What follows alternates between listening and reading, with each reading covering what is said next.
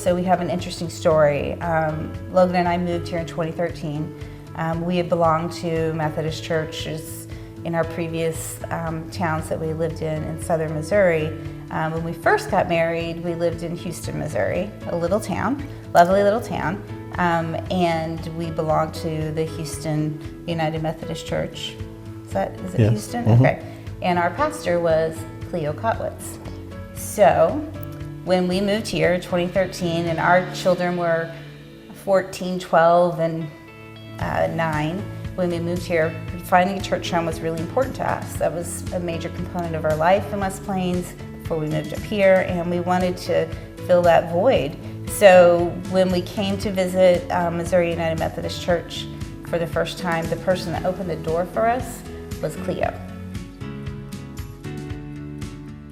The finance campaign this year, the annual financial campaign this year, is going to be more challenging than what we've seen in prior years.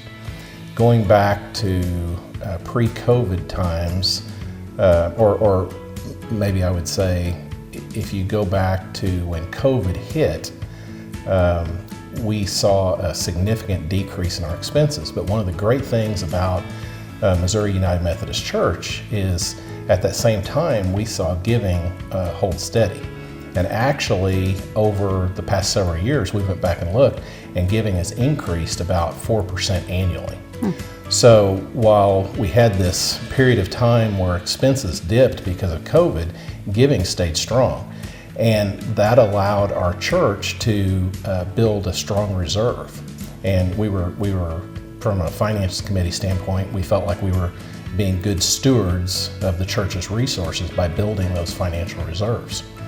But now, as we move into the post-COVID environment, we've seen expenses rebound because we're getting back to normal programming. We've hired staff to support the growth in youth and children and young families. And with that happening, and then you layer on inflation that we all know exists right now, we're seeing a situation where we think we're going to have a really challenging budget year. What we are hoping will happen is we are asking people in the church to be very reflective about their giving this year.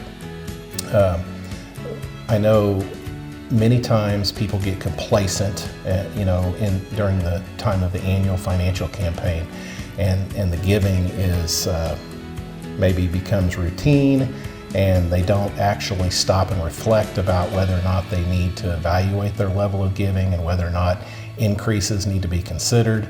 You just get in that rut of year after year giving. And what we are hoping that we will be able to challenge people to do this year is be reflective about what the church needs, be reflective about the fact that inflation is real, and we're seeing inflation, nationally of about 9%.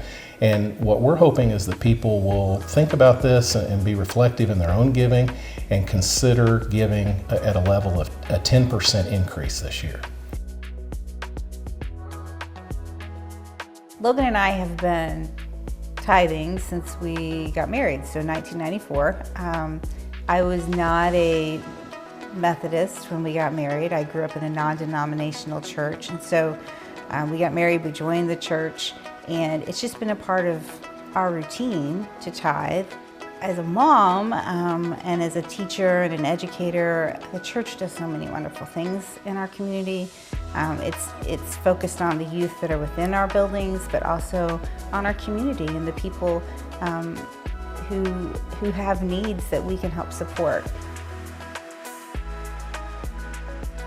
If we're going to accomplish 10% growth in income, it really doesn't matter whether you're a beginning giver or somebody who's been giving little or somebody who's been a very faithful giver for a long time. A 10% increase is a 10% increase. And if we can just ask people to be reflective and think about what all the church is accomplishing and what that 10% really means to the continued success of our church, I think that's a great thing that we can accomplish together.